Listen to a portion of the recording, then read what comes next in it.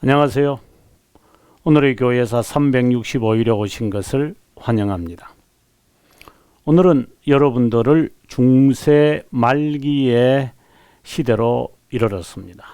교회사에서 매우 중요한 그러면서도 종교개혁을 바로 앞둔 시기에 일어난 교회사에서 꼭 언급되어야 하는 사건을 여러분에게 소개해드리고자 합니다. 바로 우남상탐에 대한 로마 교황의 칙서라고 할까요? 칙령, 우남상탐이라고 하는 말입니다. 그것에 대해서 여러분들에게 한번 소개해 드리고자 합니다. 우남상탐에 관한 이야기를 여기 하기 위해서는 이것을 꼭 언급을 해야만 합니다. 우남상탐이라는 것은 하나의 거룩함이라고 하는 그런 뜻인데요. 이것은 다른 것이 아니라 중세교회사에서 꼭 언급되어져야 하는 것은 그 성직 수임권 논쟁이라는 것이 있습니다. 아주 중요한 사건인데요. 이것은 로마 교황과 그리고 황제, 꼭 황제라기보다는 군주라고 해도 좋습니다. 군주 간의 성직을 수임하는 것에 대한 논쟁이 중세사에서 아주 대표적으로 일어나는 사건입니다. 그래서 로마 교황이 황제 위에 군림하고 싶어 하는데 성직자들을 임명하는 권한이 황제에게 콘스탄티누스 때부터 있었습니다. 그래서 이것을 탈환하기 위한 논쟁의 이야기가 중세교회사를 이해하는 데 있어서 매우 중요한 사건인데요.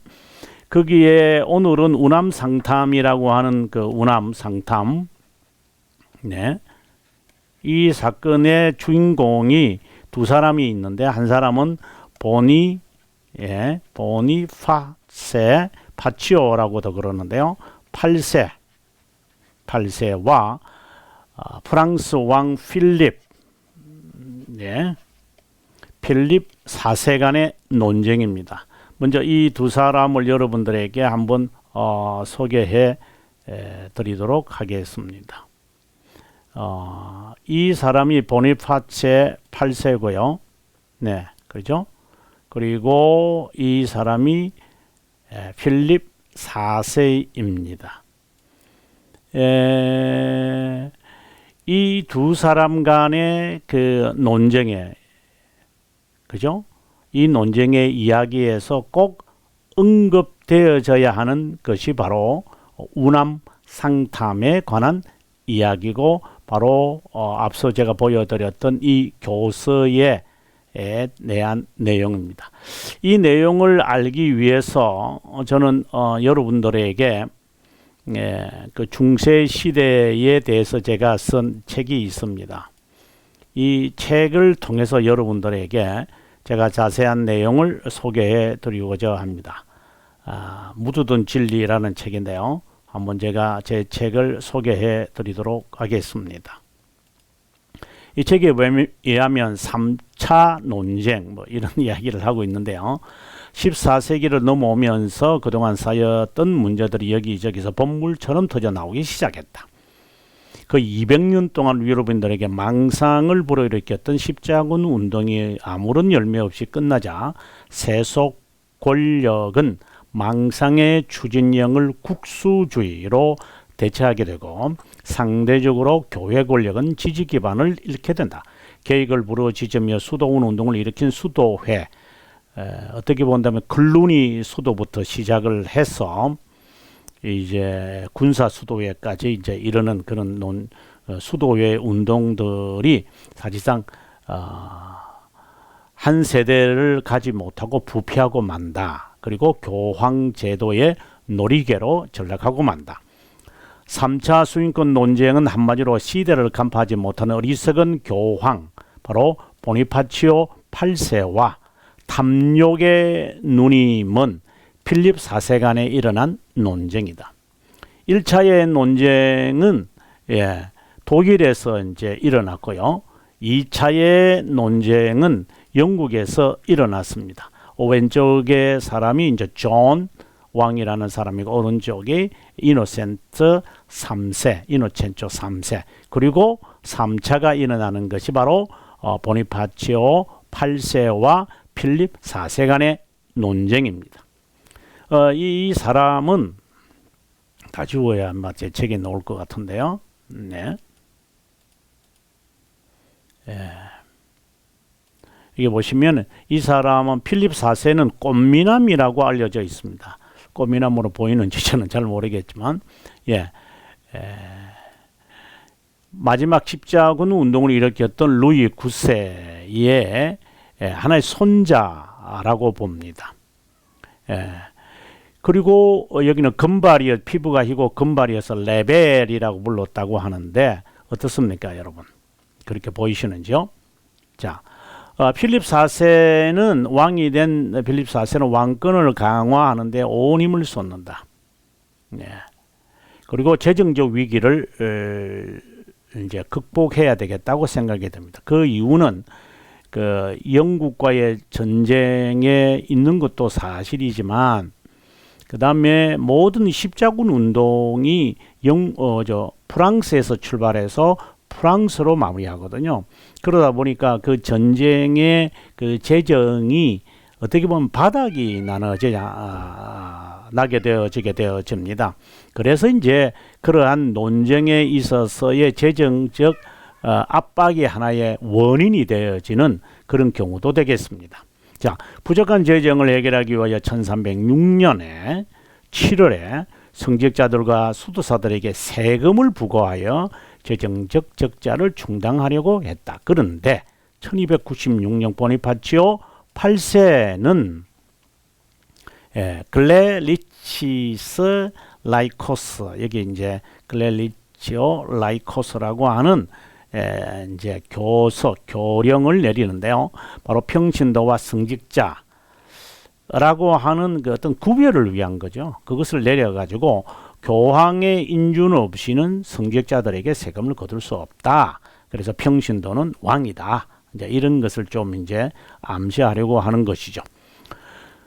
영국 왕 에드워드 1세도 이 교서는 걸림돌이 되었지만 뜻을 굽혔는데 필립 4세는 교황의 허락 없이 이제 세금을 거둘 수 있다고 맞서면서 이제 보니파치오 8세와 대항을 하게 되어집니다. 한편 보니파치오는 프랑스에서 자신의 지지도가 그리 높지 않은 것을 간파하고 십자군 영웅이며 순교자인 필립 4세의 조부 루이 9세를 희생화합니다. 그렇게 해서 이제 조금 달래려고 합니다. 이러는 가운데 1301년에 문제가 생겼습니다. 바로 1300년 신년을 계기로 보니파치오 8세는 필리프 4세의 권위를 정면으로 공격하면서 1301년 12월 성직자들에게 세금을 거두는 교서를 이제 내어지고기 위해서 이제 성직자들 로마로 소환을 합니다. 아우구스클타 필리 밑에 각주로 되어 있는데 귀를 기울이라 내 아들아라고 하는 교서를 내립니다. 그래서 이제 성직자들이 이제 프랑스를 떠나서 이탈리아로 가야만 하는데 그게 잘 안 되는 거예요. 네. 그래서 이 소식을 접한 필리프는 교황의 교서를 불살라 버립니다. 그리고 1302년 11월 오늘 이제 우남상탐을 화가 난 보니파치오가 공포에 버리고 맙니다. 그 내용에 대해서 우남상탐에 대한 이것인데요. 이렇게 시작을 합니다. 믿음을 가진 우리는 교회가 하나이며 이게 우남상탐이라는 말이거든요. 하나의 거룩함 죄송합니다. 교회가 하나의 하나며 거룩하며 이게 우남상탐인데 보편적으로 그리고 사도적임을 믿어야 한다고 주장한다. 교회를 확실히 믿으며 우리는 교회밖에는 구원도 없고 죄 사함도 없다는 사실을 분명하게 고백한다. 이는 다음에 성경에서 분명히 언급하고 있는 바다. 이런 등등의 내용을 가지고 그런 교서를 합니다. 그러자 보네파치오 8세는 빌립 4세를 이제 출교시키고 말죠. 뭐라고 설명을 해야 될지 잘 모르겠습니다만은 무슨 꼭 장난감 놀이하는 것 같아요.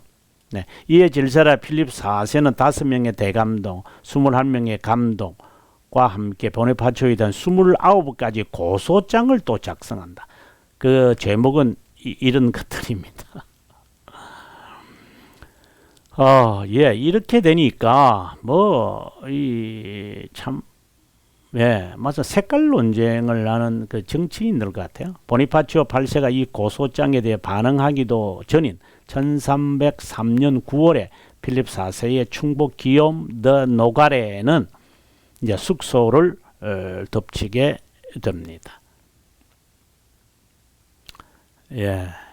여기 보시면 이렇게 숙소를 덮쳐서 바로 아나그니 숙소를 덮쳐 3일 동안 감금하지만 마을 사람들 때문에 어쩔 수 없이 이제 교황청으로 돌아오게끔 되어졌다가 1303년 10월 11일에 결국은 속이 상해서 죽게 되어진다 하는 이야기입니다. 여러분 어떻습니까? 이야기를 다 듣고 나니 좀 한심한 그것이 아마 들어지는지 모르겠습니다. 이렇게 되고 난 다음에 보네파치오 8세가 죽고 필립 4세는 결국은 로마 교황을 어디로 가느냐?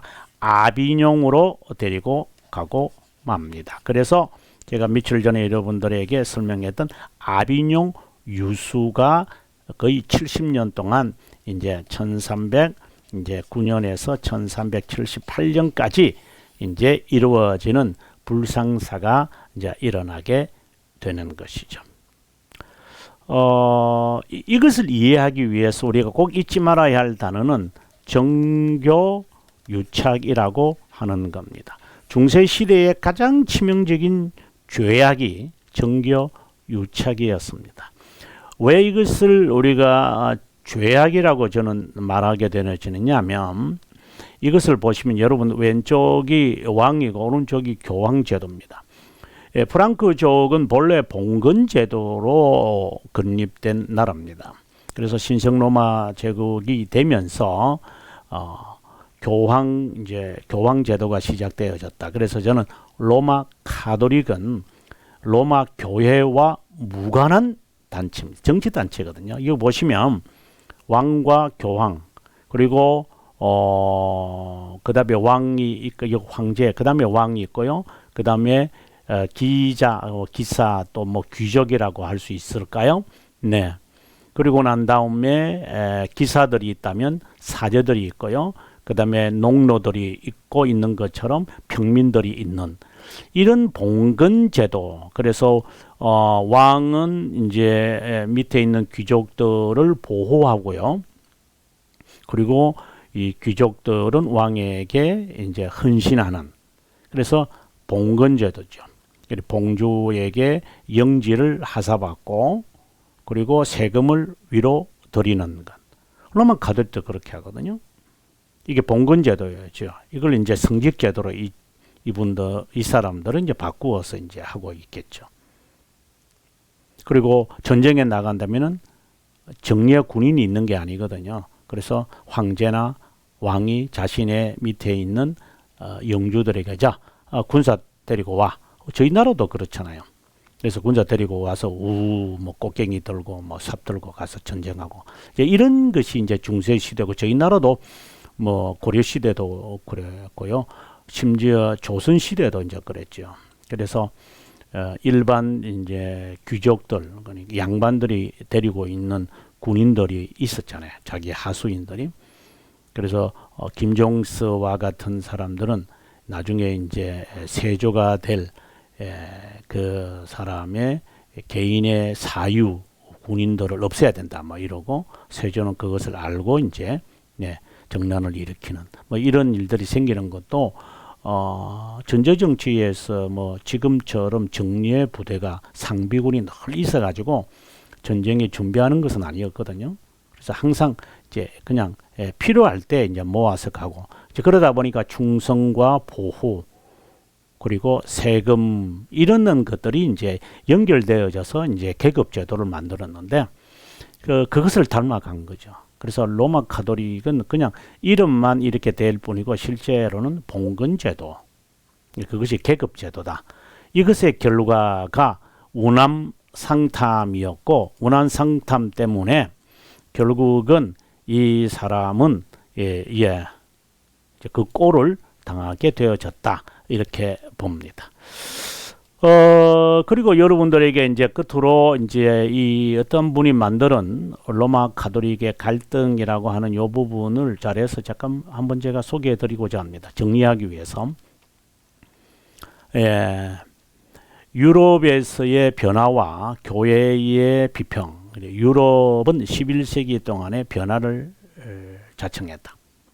강력한 국가 군주 제도가 발전했다. 그럴 수밖에 없는 게 이제 십자군 운동을 하면서 이제 교황들은 좋았죠. 로마 교황들은 좋았죠. 야, 명령해서 가서 성지 탈환해라.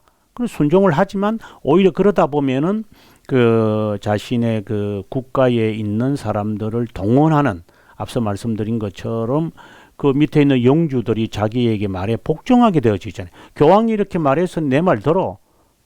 그러다 보니까 이 체계가 더 이제 국가주의, 내셔널리즘이 돼버리게 되어졌죠. 그래서 권위를 위해서 교회에 도전하고자 하는. 그러니까 로마 교황의 말이 아니라도 군인들이 내 말을 들을 수 있게 되어지는 이제 상황이 되는 거죠. 전투에 가면. 명령은 이제 교황에 의해서 시작을 했지만 실제의 일들은 왕들이 하는 거니까요. 그 다음에 이제 중류계층, 이제 무역에 오고 가면서 이제 중상계층이 이제 성장을 하고, 그리고 무역과 산업, 교회가 이것을 무너뜨린다고 그들은 믿었다. 그래서 이제 무역과 상업을 위해서는 교황보다도 왕이 더 실질적인 도움은 이제 왕이 이제 도움이 되는 거니까요. 그래서 새로운 가르침이 나타났는데 바로 모슬렘과 헬라인들의 그 가르침, 이제 이것은 이제 헬라의 가르침이라는 아리스토텔레스의 철학과 같고 동방 제국, 로마 제국에 있는 여러 있는 것들이 이쪽으로 교회에 유입하게 되면서 스콜라주의가 아주 가세하게 되어지죠. 교회도 이런 비평을 받아들이고 있었습니다. 왜 그런가 하면은 그 많은 부와 그리고 돈이 이제 생기는 방법, 그리고 세속적인 삶 이런 것들이 이제 발전되어 가니까 뭐 중세 말기 되면은 뭐 교회인지 뭐 사회인지 정치를 하는 건지 장사를 하는 건지 11살짜리가 교황이 되고 뭐 이런 뭐 여러 타락의 모습을 이야기하면 뭐 얼굴이 화끈해지죠. 이제 오늘 제가 사진 보여드렸던 이제 이 문제를 이제 거론하게 됩니다.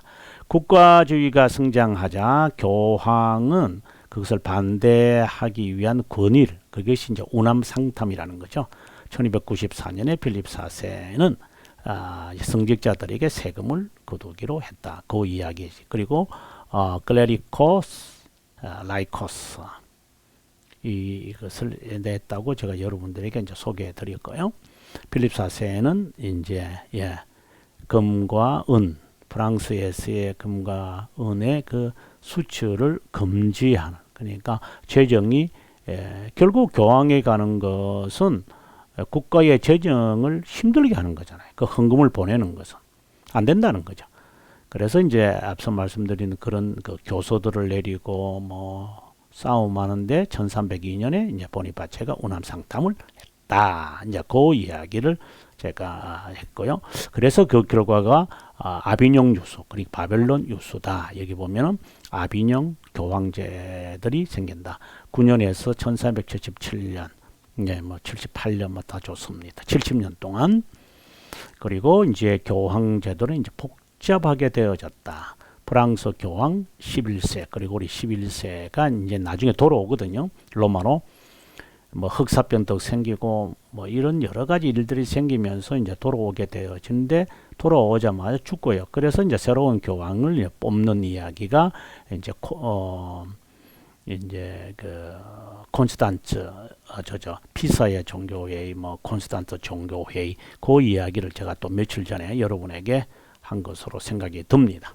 그리고 이제 78년에서 1417년까지 교황이 2명이 생기는 거죠.